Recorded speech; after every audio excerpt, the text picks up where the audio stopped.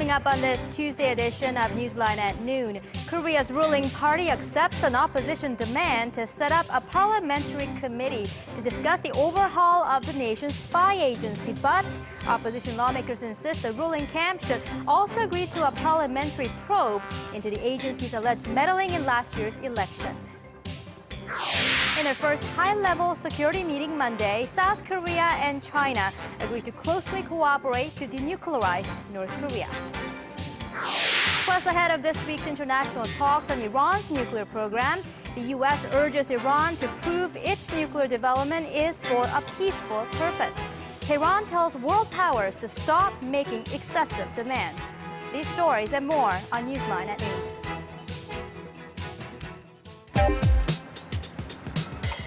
Where's the best place for bibimbap? Les Jeux Olympiques d'hiver se dérouleront-ils à Pyeongchang? هل أنتم حقاً سابع أكبر مصدر في العالم؟ この歌手は誰ですか？你好，最近哪部电视剧的人气最旺？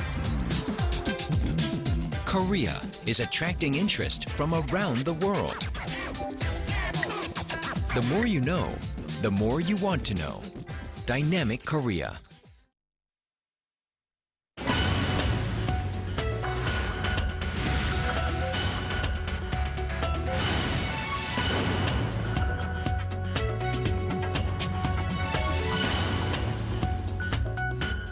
Thanks for joining us. You're watching Newsline at noon. I'm Chae Yusan in Seoul. Very good to have you with us. I'm Mark Broom. The ruling Saenuri Party has yielded to one of the opposition party's demands in a bid to get parliamentary business back on track. This following President Park Geun-hye's call for the rival parties to settle their differences at her first policy speech of her term on Monday. But the main opposition party says that's not enough to move things forward. Our Kim Young-gil has more. In a surprise move following President Park's speech, the ruling Saenuri Party announced late Monday that it will accept the opposition Democratic Party's demand to create a special parliamentary committee tasked with reforming the nation's spy agency. But it rejected the DP's call for a special investigation into allegations that state agencies meddled in last year's presidential election to influence the outcome in favor of the conservative ruling party. The ruling party floor leader will cooperate with the opposition party to create a special parliamentary committee. The Democratic Party's call for the creation of a special committee for reforming the spy agency and an investigation into allegations of illegal electioneering by state agencies and the Saenuri Party's opposition to its demands has kept parliamentary business on hold for weeks. The ruling Saenuri Party had consistently rejected the demands, but offered on Monday to accept one of the two on the condition that parliamentary business would return to normal. But the Democratic Party says the ruling party must accept its proposal in its entirety. Creating a special committee and launching a special probe should go together. It is not a matter of choosing. If the rival parties reach a compromise, parliamentary proceedings for the remainder of this session will go back to normal. If not, the gridlock at the parliament is likely to continue. Meanwhile, the National Assembly started its first interpellation session on Tuesday under President Park's administration. Kim Young-gil, Arirang News. The top foreign policymakers from South Korea and China sat down in Seoul on Monday for talks that focused on North Korea's nuclear program and the rising nationalism in Japan. Our Hwang Sung-hee reports. The chief of South Korea's Presidential National Security Office, Kim Jang-soo, and Chinese State Councilor Yang Jie-chi agreed on Monday to work towards a substantive denuclearization of North Korea. This is the first high-level security dialogue between the two countries and is a follow-up to an agreement reached between President Park Geun-hye and her Chinese counterpart Xi Jinping in June after they identified the need for a stable bilateral diplomatic channel. The presidential office of Cheongwade said that Kim outlined Seoul's key North Korea policy, its so-called trust-building process, and Yang confirmed Beijing's continued support of it. The two sides reaffirmed their shared stances on ending North Korea's nuclear program, as the two presidents had agreed on when they met for summit talks in June and in October. However, while South Korea expressed appreciation for China's efforts to restart the six-party denuclearization talks, the two were reportedly unable to agree on a time frame. The multilateral dialogue involving the two Koreas, the United States, China, Japan, and Russia aimed at denuclearizing Pyongyang has been stalled since late 2008. China, which chairs the meeting, has recently made fresh proposals for the resumption of the dialogue, but Seoul, Washington, and Tokyo say the time is not right for talks. Kim and Yang also discussed regional issues, which most likely included Japan's pursuit of what many see as a more nationalistic agenda, including the right to collective self-defense. While the move has gained support from Western countries, Seoul and Beijing have been against it, as they were both victims of Japan's past militarism. Japan ruled Korea as a colony in the early 1900s, and China also suffered under a Japanese invasion. Kim and Yang also agreed on the need to maintain a high-level bilateral channel for dialogue and to meet again in Beijing next year. 황상희, Arirang News. The Korean government has finalized its basic pension bill outlining the maximum and minimum pension payouts for senior citizens aged 65 and above. The bill, which was passed during a cabinet meeting earlier today, specifies the amounts, a monthly minimum of $95 and a maximum of $190. That's how much seniors in the bottom 70% income bracket will receive in accordance with the amount of time they have subscribed to the national pension system. The government will also conduct a review of the monthly payout every 5 years based on the income level of average senior citizens, the current inflation rate, and the rise in income level of those joining the national pension program.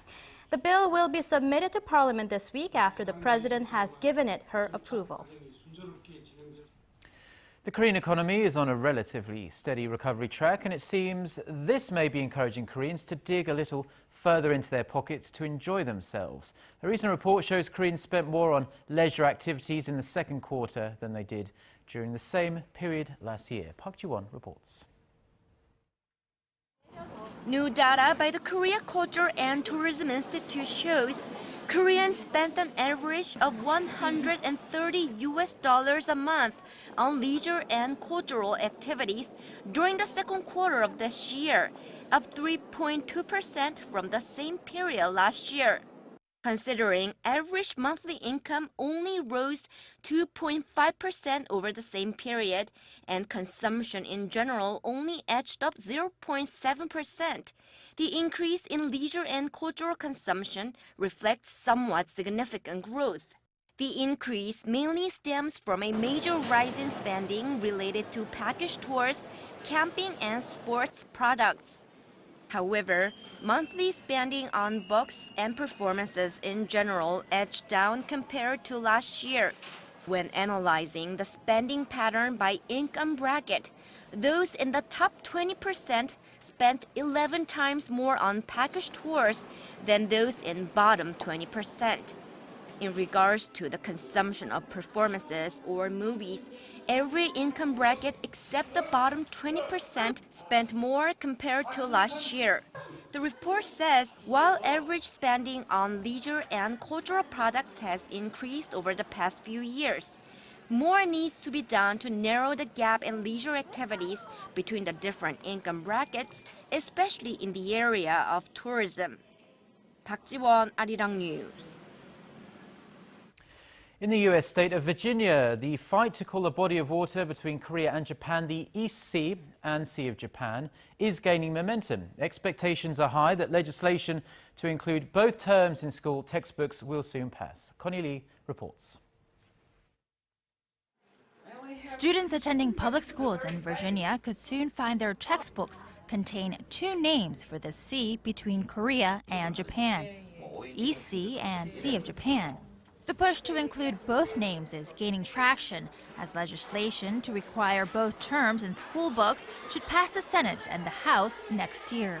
Republican Senator Richard Black says he will soon submit a bill that require all textbooks in Virginia's education system to include both names. Democratic Senator David Marston also said he will propose a similar bill early next year. There's also support from Tim Hugo, a senior Republican member of the Virginia House. He announced last July that he will propose legislation in next year's session to require textbooks use C of Japan and EC. This comes amid rumblings of discontent, especially among Korean Americans in the state, who say the commonly used C of Japan name is offensive, as it came into use during Japan's colonial rule of Korea. Japan, in the meantime, claims the name was used way before that. Even the new governor-elect of Virginia, Terry McAuliffe, has promised to support efforts to use EC in textbooks. If the proposed bill to include both names passes, Virginia will be the first state to require this law, possibly causing other U.S. states to follow suit. Connie Lee, Arirang News.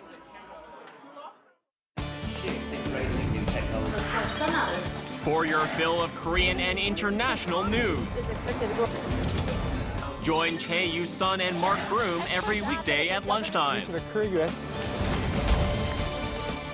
Newsline at noon. Plenary session this Wednesday and vote on the government restructuring bills. The United States is asking Iran to prove its nuclear program is solely for peaceful purposes ahead of the next round of international talks scheduled for this Wednesday in Geneva. Tehran, on the other hand, told world powers to stop making excessive demands. Our Kim Hyun-bin reports. U.S. Secretary of State John Kerry on Monday urged Iran to finalize an agreement that proves its nuclear power is solely used for peaceful purposes.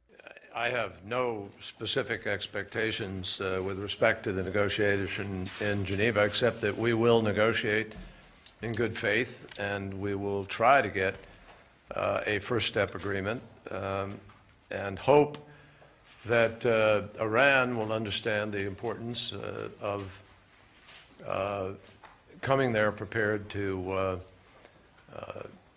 create a document that can prove to the world that this is a peaceful program. Last week, a senior U.S. official said Iran and the 6 major powers at the Geneva talks were edging closer to an initial agreement. Officials from Iran and the so-called P5+1, the U.S., Russia, China, France, Britain, and Germany, will resume talks on Wednesday. Iranian President Hassan Rouhani on Monday warned against excessive demands, as this may complicate the process towards a win-win agreement. Iran insists its nuclear program is for peaceful purposes. But most of the international community believes Tehran is using its nuclear program to develop atomic weapons. Washington's push for an agreement has sparked tensions with Israel, which wants tougher sanctions on Tehran to force it to completely dismantle its nuclear capabilities. A proper agreement should prevent Iran from producing materials used for nuclear weapons. The 6 world powers are negotiating a proposal to ease sanctions on Iran if Tehran suspends parts of its program that many in the West fear is aimed at developing nuclear weapons capability. Kim Hyun-bin, Arirang News. Workers at Japan's stricken Fukushima nuclear power plant began removing fuel rods from one of the reactors on Monday, an important first step on the long road to fully decommissioning the plant. Our Kim Ji-yeon reports. Japan started removing fuel rods from nuclear reactor number 4 at the Fukushima nuclear plant on Monday. Officials say the process is an important first step in the plant's long-term decommissioning. Plant operator TEPCO says it is removing the rods from a storage pond using robots and cranes. The cranes are used to pull the fuel rods out of a rack and put them into a cask, which can carry up to 22 assemblies for transport. They will then be taken to a nearby pool above ground, which is considered a much safer storage place. TEPCO says moving all the fuel out of Reactor 4 will take until the end of 2014. The operation to remove the fuels from reactors 1, 2, and 3 is expected to take about 30 to 40 years. Experts warn that if the rods break or overheat during the removal process, highly radioactive gases could be released into the atmosphere. Reactors 5 and 6, which were offline at the time of the tsunami and nuclear disaster in 2011, are considered to be in a more more stable state than the other 4, but will most likely be decommissioned as well. Kim Ji-yeon, Arirang News. The Philippines is facing up to the monumental task of rebuilding after Typhoon Haiyan, which killed close to 4,000 people. Such is the devastation that the United Nations has warned that some isolated communities still haven't received any significant aid 11 days after the storm, despite a huge international relief effort. UN officials say they are facing a logistical nightmare trying to get aid out to more remote areas. It's estimated that 4 million people have been displaced by the typhoon and up to 13 million are in need of aid. The World Bank says it will give a $500 million emergency loan to the Philippines to support the reconstruction of buildings that can withstand winds of up to 280 kilometers an hour and resist severe flooding. French police are on the lookout for a lone gunman who fired several shotgun rounds in the offices of a left-wing newspaper and outside a major bank before taking off on a hijacked vehicle. According to police on Monday, an assistant photographer of the Libération Daily was shot and was seriously injured. French President François Hollande, speaking from Jerusalem, asked his interior minister to use all possible means to find the gunman. The gunman is also suspected of threatening people with a gun last Friday at a 24-hour news channel in Paris. Prosecutors have released 2 photos of the suspect and urged the public to call them if they have any information. Local television stations in Russia have released a video showing the last moments of a Boeing 737 crash at Russia's Kazan airport Sunday night that killed all 50 people on board. The video, released Monday in Russia and taken by an airport security camera, shows the plane plunging to the ground at a nearly vertical angle before exploding. Russia's investigative committee said the plane was making its second attempt at a landing, but questions still remain as to why the crew was not able to land successfully on their first try in good weather. The committee will be joined by a group of U.S. aviation safety experts to figure out the exact cause of the crash. The United States has launched a new Mars mission to find out what robbed the red planet of its thick atmosphere and flowing waters. The spacecraft will take 10 months to reach its orbit around Mars, where it will begin its mission. Kim Min-ji reports. NASA has launched a new satellite bound for Mars with the hope that it will solve the mystery surrounding the radical changes in climate on the red planet. Maven lifted off around 1:30 p.m. local time on Monday from Cape Canaveral Air Force Station in Florida, and it has a journey of more than 700 million kilometers ahead of it. Short for Mars' atmosphere and volatile evolution, the satellite is scheduled to arrive in its orbit next September, when it will look into what stripped Mars of its once Earth-like environment. The environment at one point in time on Mars was able to support microbial life. But you look at the Mars today, it's cold, it's dry. Evidence suggests the Mars once had a thick atmospheric layer, oceans, and even a blue sky. But now the sky has turned red, while the planet's average temperature has dipped down to far below freezing. Yet today we see a cold, dry planet that is not able to support water. What we want to do is to understand what are the reasons for that change in the climate. Maven, which is roughly 11 meters long and weighs about 2,500 kilograms, is equipped with scientific instruments that will investigate the composition of the upper atmosphere and take other measurements. Through the quest, which comes at a cost of roughly $670 million, scientists are hoping to find out more about the history of Mars, as well as whether it will be able to support life in the future. Kim Min-ji, Arirang News. Samsung Electronics was the world's second largest investor in research and development last year. According to the European Commission's EU Industrial R&D Investment Scoreboard, released Monday, Samsung invested $11.2 billion last year, coming second only to Volkswagen with nearly $13 billion. This is the first time a European firm has led the list, actually, since 2004. Microsoft was third, followed by Intel and Toyota. The scoreboard is based on a sample of 2,000 companies, representing 90% of the total expenditure on R&D by businesses worldwide. A U.S. appeals court has issued an order to reconsider imposing a permanent U.S. sales ban on some Samsung products. Monday's ruling by the Court of Appeals for the Federal Circuit adds new spice to the long-running global patent war between Samsung and Apple. The U.S. District Court for the Northern District of California refused the injunction filed by Apple last December. Apple claimed Samsung infringed on its design and utility patents that are applied on its iPhones. The appeals court upheld the lower court's decision to order an injunction on design patents, but said the California court abused its discretion regarding the utility patents. Now, Korea's traditional markets over the past decade or so have been coming under intense pressure from large companies that dominate the local retail and food industries. But now they are hoping to level the playing field by using the latest IT services to streamline their businesses and win back some customers. Paul Lee reports. Here at this traditional market in Gyeonggi-do province, Kim Jong-gyu is busy filling his bakery with delicious handmade bread, which often leaves him little time to advertise his business. However, revenue has been on the rise since Kim started using a smartphone application to connect with loyal customers and send out coupons, all without leaving his store. The application allows me to send messages directly to customers and then receive feedback from them. Because of this two-way communication, I've been closer with my customer base.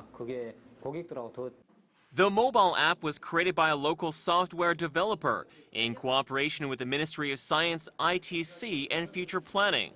The collaborative effort provides smaller businesses with real-time customer care through social networking and location-based instant messaging. It's about growing interest in your store with customers. Then that customer tells their friend about it, and so on and so forth. Being able to analyze that data for detailed marketing is a big advantage. The goal is to help business owners with small budgets access innovative technologies such as big data and online marketing. The ministry hopes that by opening up these smart services, it will lay the foundation for the future economy. Moving forward, we're trying to create an environment where future small businesses, women, and other vulnerable labor groups can utilize information technology to work more efficiently. The government's creative economic projects aim to enhance the competitiveness of Korea's small to mid-sized companies, as well as local venture firms at home and abroad.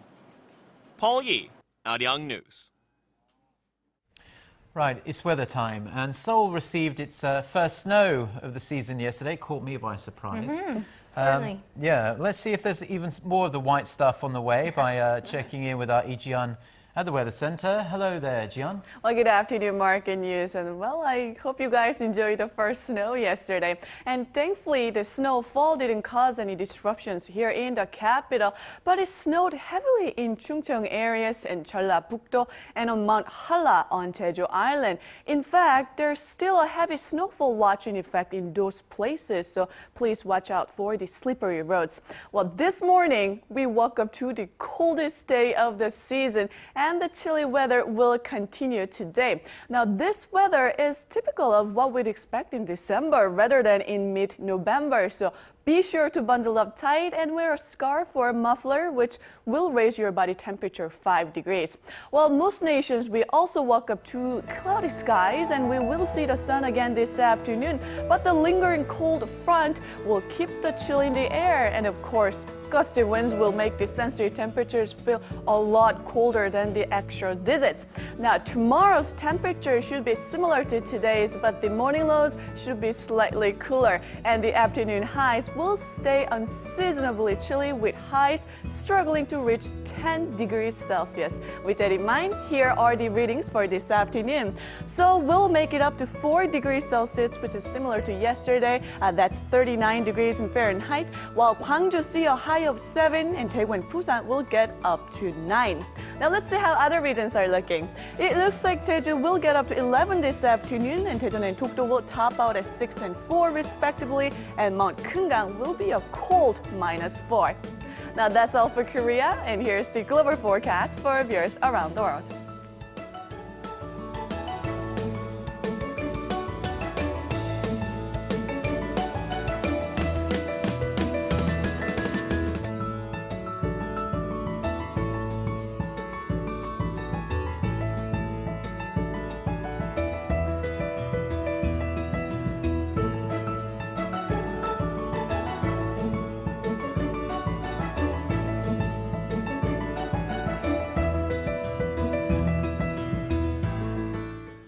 That's all for me today. Hope you have a wonderful rest of the day, and back to you guys in the studio. Thank you very much, Jion, for the weather there. And that's it for this Tuesday edition of Newsline at Noon, and we'll be back at the same time tomorrow. Until then, do stay with Arirang TV for more on the day's headlines.